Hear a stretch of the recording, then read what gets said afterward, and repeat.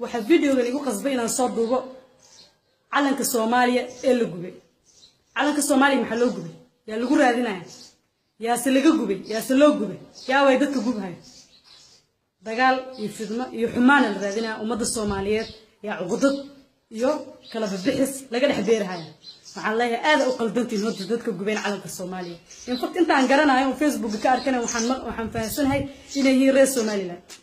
reer Soomaaliland calanka Soomaaliya ku raadsanaysin iniga yaashin Soomaali ma tiinniya calanka Soomaaliya naga wada dhaxeeyaa naga dhan baa iska leh Soomaali meel walba joogto annaga waxaan joognaa Kenya dalka Kenya ku suganahay oo intan kula soo ekaanay Soomaali waligeed ma arkin kuma ana dhalanin laakiin waxaan aqoonsanahay inaan dad Soomaali ah dhiig Soomaali leh dhaqan Soomaali leh qabiilkeena oo Soomaaliyeed dadka gubay calanka aad bay noo dhaawaceen oo uqdad noogu beeran oo xumaan noo tuseen calankeena calan sa ku gubanahay ma aha calanka Soomaaliya ha jiro ha joogo waxaan la hadlayaa reer Soomaaliland dhaqanka calanka la gubhayo dastuurkiina qorhaya samaha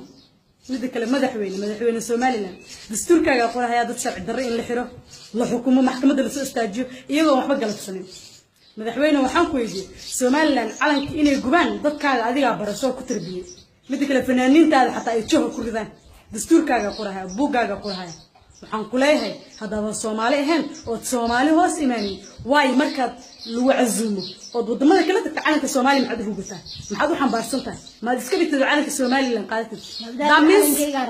daamis calanka Soomaaliland wax yaqaan ma loo in fact aniga xitaa ma aqaan haddaan maqlaaya what I know is that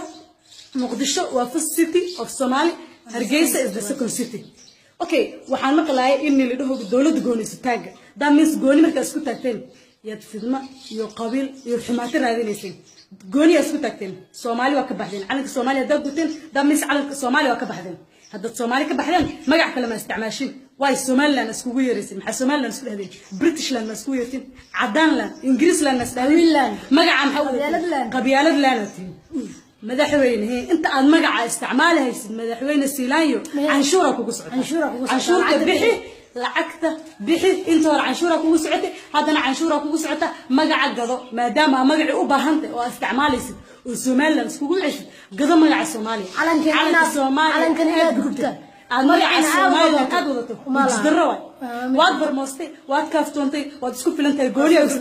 magaca la bax magaca adiga ala qabiilan hebelowla la bax qabyaalada lana tiwaan la yaqaan marka hor inta sanaad haysatan canshuura laga rabaa Siilaanyo canshuurtii aad magaca ku haysatay magaca Soomaaliya iska bixi hadana gado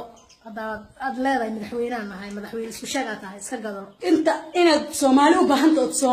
Soomaali hoos imaato waxaaba tusaale kugu filan madaxweynaha I mean boqortooyada Sacuudiga markaad la kulmaysay waa aad calanka Soomaaliya u qaadat maxaad calanka Soomaaliland u qaadat haddii aad tahay country gaar ah xajka waxaan leeyahay wixii xir xajka waxaad u dhahdeen maamul goboleedka loo dhigi karaa maamul goboleed waatiin maadaama magac dad leeyahay aad wadatiin oo Soomaali in ay ahayn oo ka baxdeen calanka gubhaysin ilaa magac iniga ay leeyihiin shakhsi aad kala baxaysin maamul xaafadeedaatiin madaxweyne Siilaanyo waa madaxweyne xaafadeed unless you change the name magaca I mean calanka magaciisa canshuurta bixi Soomaaliland iska bedel Britishland Cadaanland isku yeer waxa aad doontid adiga ku anfacaysa Soomaali dagaal Somaliland dagaal iyo qabyaalad daartin fiidiyoyaasha cayda iyo waxaan aad ka xumaana aad soo dirhaysin Israa'iil dagaal qomaatiin reer Somaliland hadda aqoon leedin calanka la'aan okay calanka soo caaytay mahaya kullukum min gubteen aqoon hadda leedin wax barasho taqaaniina waxa akhrisanteen okay wasiirkiina wuxuu leeyahay gool istaag baanahay maamul heblow baanahay shacabkii dhalinyaradii aan mooday inay akhristeen wax fahmeen Facebook soo dhigaan wax laga qiiroodo oo laga xumaado oo laga ooyo maxaa Soomaalidu u cambaaraysanaysan oo codad ugu beeraysan oo waxaan muujinaysan walba wuxuu ku leeyahay anaga waxaan nahay wixii xamar taga nagama tirsano xamar waa ka soo farcantay anaga ka tirsan soo xamar ay ka tirsan xamar baa laga xukumay xamar laga jira go'ista inay isku filan Somaliland magaca Soomaaliya magaca Soomaaliya xawdati way ma iska dhigtiin xamar yaa iska qabiil ma iska xamar Soomaaliya dhan baa iska lahayd caasimada Soomaaliya dhan ay ka dhexaysa ummadda Soomaaliyeed meel walba joogtaa ku xisaabtanaysa oo danaynaysa oo wadankooda oo ku faanaysa madaxweyne Siilaanyana waa jisaar wuxuu ku jisaar magac dhanaa intaas san u watay maanta calanka dhanaa magaca u siday buu masquul ku riday wuuna gubay ummadiisa masquul ku riday fanaaniin isku shaagay way masquul ku riday dadkooda ku jisaareen جسارنا دينتا فنانين تدقيها جيسكا وفنانين صوماليات أنا يكدحين قبائل ملهو infacte markay shooyaha qabsanayeen xafladaha qabsanayeen ajnabi uma maada jireer uma maada qabiilka uma maada waxa uu maada Somaliland uma maada shooga Soomaali Nairobi shooga ka qabsanayeen maswaaxil jireer baa la joogtay Ethiopia Soomaali fanaaniin Soomaaliyeed umada Soomaaliyeed ka dhaxayaan qabiil ma qabaan fanaan qabiil ma qabaan fanaan qaran waxa idin leeyahay reer Somaliland waji ma qabtiin hanagu suuxina wajiyaasha hanagu suuxina dastuurka soo bartay adduunka hala qabsado jaayiriin baa